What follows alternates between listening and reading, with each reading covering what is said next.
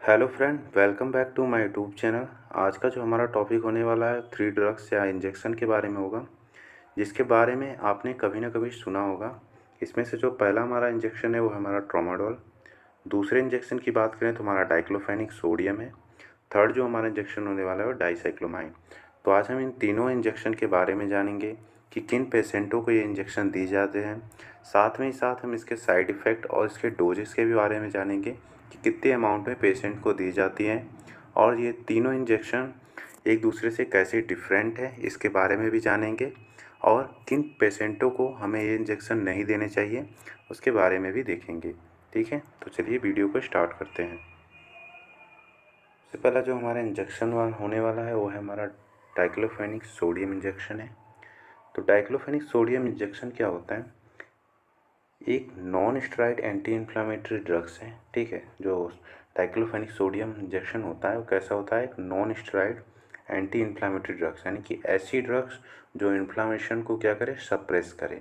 ठीक है, जिसका यूज हम पेन में, इन्फ्लामेशन और स्वेलिंग में करते हैं। ये कंडीशन जैसे कि अर्थराइटिस हो की कंडीशन हो गई, मेंस्ट्रुअल क्रैम्पी कंडीशन हो गई, या फिर एक्यूट कोई इंजरी के केस में हम डाइक्लोफेनिक सोडियम का इंजेक्शन लगाते हैं। अब हम इसके अगर एक्शन की बात करें कि हमारी बॉडी में काम कैसे करता है, जो डाइक्लोफेनिक सोडियम इंजेक्शन होता है वो क्या करता है? इनहिबिट करता है प्रोडक्शन ऑफ सर्टेन केमिकल जो हमारे शरीर में इन्फ्लामेशन और पेन को कंडीशन की डेवलप करते हैं। यानी कि ये क्या करता है? ऐसे रिसेप्टर को सप्रेस करता है जो हमारी बॉडी में पेन और इन्फ्लामेशन को इन्हेंस करते हैं, यानी उन्हें बढ़ाने का काम करते हैं। ठीक है, अगर हम डाइक्लोफेनिक सोडियम इंजेक्शन की बात, डोजेस की बात की जाए, तो जो डाइक्लोफेनिक सोडियम इंजेक्शन की डोजेस होती है वो वेरी करती है depending upon indication, severity of pain and individual patient factor पे डिपेंड करता है।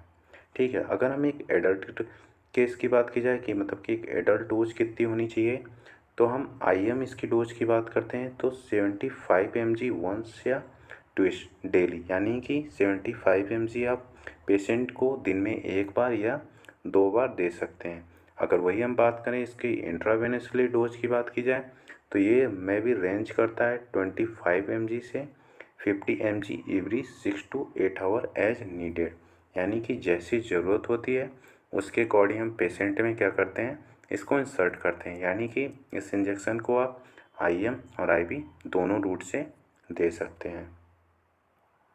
अगर हम इसके साइड इफ़ेक्ट की बात की जाए तो पेशेंट में अगर हम डाइक्लोफेनिक सोडियम इंजेक्शन देते हैं तो कौन से साइड इफ़ेक्ट देखने को मिल सकते हैं? तो जो मोस्ट कॉमनली साइड इफ़ेक्ट होता है वो नोजिया, वोमिटिंग, डिस्पीनिया या डिस्पेप्सिया। ठीक है, डिफिकल्टी इन ब्रीदिंग और डिस्पेप्सिया दोनों कंडीशन में आपको देखने को मिल सकता है। ठीक है, हेडेक देखने को मिल सकता है, डिजीनेस और ईचिंग देखने को मिल सकता है। ईचिंग उन पेशेंट की कंडीशन को देखने को मिलेगा जिनमें क्या हो? डाइक्लोफेनिक सोडियम इंजेक्शन से एलर्जी हो। ठीक है, उन पेशेंट में हमें ईचिंग देखने को मिल सकता है। कुछ सीरियस साइड इफ़ेक्ट भी हमें देखने को मिल सकता है, जैसे कि गैस्ट्रोइंटेस्टाइनल ब्लीडिंग देखने को मिल सकता है, या फिर किडनी डिसफंक्शन और लीवर टॉक्सिटी भी हमें देखने को मिल सकता है। ठीक है, अब हम इसके कंट्राइंडिकेशन की बात की जाए, यानी कि किन पेशेंटों को हमें डाइक्लोफेनिक सोडियम इंजेक्शन नहीं देना चाहिए, तो उसमें ऐसे पेशेंट जिसमें हिस्ट्री ऑफ अस्थमा, यानी कि अस्थमेटिक पेशेंट में हमें जो डाइक्लोफेनिक सोडियम का इंजेक्शन होता है उसको हम रिस्ट्रिक्ट करते हैं।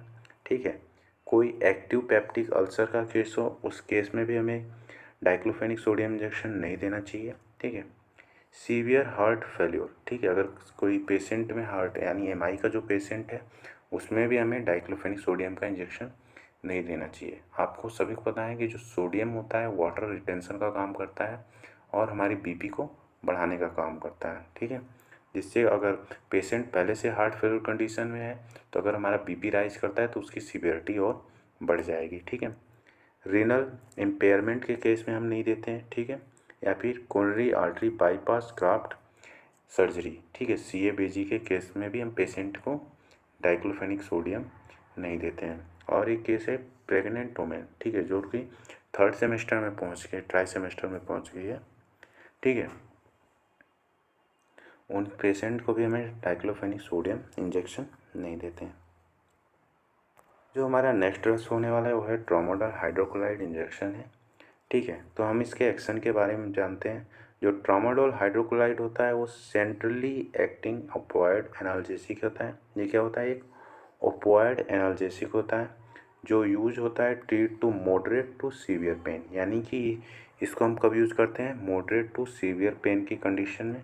ठीक है, it work by binding to opioid receptor in brain. ठीक है, ब्रेन में हमारे क्या होता है? ओपियोइड रिसेप्टर होता है, उससे बाइंड करता है and spinal cord, blocking the transmission of pain signal और अलर्टिंग परसेप्शन ऑफ पेन। यानी कि ये क्या करता है? हमारे जो ब्रेन में और स्पाइनल कॉर्ड में जो ओपियोइड रिसेप्टर होते हैं उससे बाइंड करता है और उसके जो ट्रांसमिशन होता है उसको ब्लॉक कर देता है, जिससे क्या होता है? जो हमारा पेन का सेंसेशन है वो कम हो जाए। यानी ये क्या कर रहा है? हमारे सेंट्रल नर्वस सिस्टम पे काम करता है और हमारे पेन को या फिर इन्फ्लामेशन को ये क्या कर रहा है? कम करने में हेल्प करता है। ठीक है, वही अगर हम इसके डोजेस की बात की जाए तो एक एडल्ट डोज की इसकी बात करते हैं moderate to severe pain condition में। ठीक है, 50 mg से लेकर 100 mg तक आईवी हम इसको क्या करते हैं? इंसर्ट करते हैं every 4 to 6 hour as needed. यानी जैसे ही पेशेंट की रिक्वायरमेंट होती है उसके अकॉर्डिंग हम क्या करते हैं? पेशेंट को ट्रामाडोल हाइड्रोक्लोराइड इंजेक्शन देते हैं या फिर हमें डॉक्टर के प्रिस्क्रिप्शन पे पेशेंट को इसको देते हैं। ठीक है, अब हम इसके साइड इफ़ेक्ट की बात की जाए तो अगर हम किसी पेशेंट को ट्रामाडोल दे दिए इंजेक्शन तो हमें कौन से साइड इफ़ेक्ट देखने को मिल सकते हैं? जो मोस्ट कॉमन साइड इफ़ेक्ट होता है वो हमारा नोजिया और वोमिटिंग देखने को सभी में मिलता है। ठीक है, मोस्ट कॉमन जो साइड इफ़ेक्ट होता है। नेक्स्ट जो हमारा होता है डिजीनेस, ड्राउजीनेस, कॉन्स्टिपेशन देखने को मिल सकता है, हेडेक और स्वेटिंग हमें देखने को मिल सकता है। अब हम बात करते हैं कॉन्ट्राइंडिकेशन की। तो किन पेशेंटों में हमें ट्रामाडोल इंजेक्शन नहीं देना चाहिए? ऐसे पेशेंट जो सीवियर रीनल इम्पेयरमेंट हो उन पेशेंटों को नहीं देते हैं, या फिर सीवियर हिपैटिक इम्पेयरमेंट हो, यानी तो लीवर का कोई अगर प्रॉब्लम हो रहा है या तो फिर रीनल का कोई प्रॉब्लम हो रहा है, किडनी का। ठीक है, उस कंडीशन में देते हैं। नेक्स्ट जो हमारा होता है रेस्पिरेटरी डिप्रेशन के केस में नहीं देते हैं। ठीक है, या फिर कोई हिस्ट्री ऑफ सीजर हो, ऐसे पेशेंट जिनमें सीजर यानी दौरे की हिस्ट्री हो उन पेशेंटों को ट्रामाडोल नहीं देते हैं। ठीक है, नेक्स्ट ऐसी बात करें ओपियोइड डिपेंडेंट पेशेंट, यानी ऐसे पेशेंट जो पहले से ही ओपियोइड पे डिपेंड हो रहे हैं, यानी कि जैसे अल्कोहलिक पेशेंट हो रहे हैं। ठीक है, जो या फिर जो स्मोकिंग वगैरह कर रहे हैं या फिर ऐसे जो तंबाकू वगैरह का सेवन कर रहे हैं, गांजा वगैरह का, उनमें ये ट्रामाडोल अवॉइड करते हैं। नेक्स्ट जो लास्ट हमारा इंजेक्शन होने वाला है वो डाइसाइक्लोमाइन हाइड्रोक्लोराइड इंजेक्शन है। ठीक है, जो डाइसाइक्लोमाइन हाइड्रोक्लोराइड इंजेक्शन होता है एक एंटी कोलर्जेनिक मेडिकेशन होता है। ठीक है, use to relieve symptom of irritable bowel syndrome, यानी कि ये क्या करता है? जो बाउल इरिटेबल बाउल सिंड्रोम होता है उसके सिम्टम को ये कम करता है, इंक्लूडिंग जैसे इसमें कौन कौन से आते हैं? जैसे एब्डोमिनल पेन हो गया हमारा, क्रैम्पिंग और डिस्कम्फर्ट। अगर पेशेंट में एब्डोमिनल पेन हो रहा है, क्रैम्पिंग हो रहा है या फिर डिस्कम्फर्ट हो रहा है, वो भी डिस्कम्फर्ट किस कारण से हो रहा है? एब्डोमिनल पेन के कारण से या फिर आईबीएस के कारण से हो रहा है, उस कंडीशन में हम डाइसाइक्लोमाइन हाइड्रोक्लोराइड इंजेक्शन पेशेंट में देते हैं। ठीक है, it work bye relaxing the muscles in the gastrointestinal tract, यानी ये कैसे काम करता है? जो गैस्ट्रोइंटेस्टाइनल की मसल्स होती है उसको रिलैक्स करता है और reduce spasm and easing symptom of IBS. ठीक है, जो भी इरिटेबल बाउल सिंड्रोम होता है उसके सिम्टम को क्या करता है? ये रिड्यूस करता है। ठीक है, अगर हम इसके डोजेस की बात की जाए तो एक एडल्ट में जो इसकी डोज होने वाली होती है वो होती है 20 mg से 40 mg। ठीक है, एडमिनिस्ट्रेशन इंट्रामस्कुलरली आईएम या फिर IV up to 4 times daily as needed. जैसी पेशेंट में रिक्वायरमेंट होती है उसकी सीवियरिटी के केस में हम क्या करते हैं? डाइसाइक्लोमाइन हाइड्रोक्लोराइड इंजेक्शन को हम इंसर्ट करते हैं। ठीक है, द डोज में be very depending upon severity of symptom and individual patient. ठीक है, रिस्पॉन्स, जैसे पेशेंट जो रिस्पॉन्स कर रहा है अगर उसका जो सिम्टम है वो रिलीफ हो जा रहा है तो हम पेशेंट में उस अकॉर्डिंग उसका डोज वेरी करती है। ठीक है,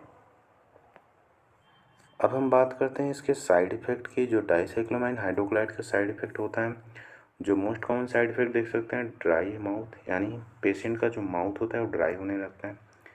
ब्लर विजन देखने को उसे मिल सकता है हमें, dizziness, drowsiness, constipation, urinary retention, confusion and allergic reaction, यानी ये सारे साइड इफ़ेक्ट हमें देखने को मिल सकता है।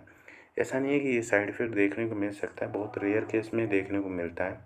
ठीक है, ज़्यादातर पेशेंटों में जो उसके सिम्टम होते हैं वो रिलीफ हो जाते हैं। अगर हम इसके कॉन्ट्राइंडिकेशन की बात की जाए तो किन पेशेंटों में हमें डाइसाइक्लोमाइन हाइड्रोक्लोराइड का इंजेक्शन नहीं देना चाहिए? ऐसे पेशेंट जो हाइपर सेंसिटिव हो डाइसाइक्लोमाइन के प्रति, ठीक है, उनको भी हमें नहीं देना चाहिए। ठीक है, ग्लूकोमा के पेशेंट हो, उनके पेशेंट मतलब कि उनके इसमें भी हमें देना चाहिए। नेक्स्ट जो हमारा है, सीवियर अल्सरेटिव कोलाइटिस हुआ हो पेशेंट को, तब हमें डाइसाइक्लोमाइन को नहीं देना चाहिए। पैरालाइटिक इलियस हो गया हो, उस केस में नहीं देते हैं। ऑब्स्ट्रक्टिव यूरोपैथी और मिस्थीनिया ग्रेविस, इस कंडीशन में हमें डाइसाइक्लोमाइन को अवॉइड करना चाहिए। ठीक है, तो आज हमने इन तीनों ड्रग्स के बारे में जाना कि ट्रामाडोल और ट्राइक्लोफेनिक सोडियम और डाइसाइक्लोमाइन तीनों ही कैसे काम करते हैं। तो एक रिवीजन फिर से आपसे कर दे रहा हूँ कि जो ट्रामाडोल होता है वो हमारा क्या करता है, CNS यानी जो हमारा सेंट्रल नर्वस सिस्टम होता है उस पर एक्ट करता है, और जो ओपिएड होता है उसके रिसेप्टर से बाइंड करके जो पेन होता है उसको कम करता है। और वहीं अगर बात की जाए डाइक्लोफेनिक सोडियम की, तो ये क्या करता है, हमारे जो सर्टेन केमिकल रिलीज होते हैं उस केमिकल को क्या करता है, ये सप्रेस कर देता है। ठीक है, और जो पेन और या इन्फ्लामेशन हो रही है वो कम हो जाता है। जो नेक्स्ट हमारा होता था डाइसाइक्लोमाइन, ये क्या करता था, IBS, जो IBS के सिंड्रोम, इरिटेबल बाउल सिंड्रोम होता था, उसके द्वारा जो सिम्टम जनरेट होते हैं, जैसे हमारा एब्डोमिनल पेन हो रहा था, ठीक है, या तो हमारा फिर क्रैम्प वगैरह हो रहा था, उसको क्या करता था, ये कम करता था, मिनिमाइज करता था। ठीक है, तीनों इंजेक्शन के बारे में हम लोगों ने अच्छे से जान लिया, उसके डोजेस के बारे में भी जान लिए थे, और साइड इफ़ेक्ट के बारे में भी हम लोगों ने देख लिया है। ठीक है, अगर आपको वीडियो पसंद आया हो तो प्लीज़ वीडियो को लाइक करें, चैनल को सब्सक्राइब करें। मिलते हैं नेक्स्ट वीडियो में।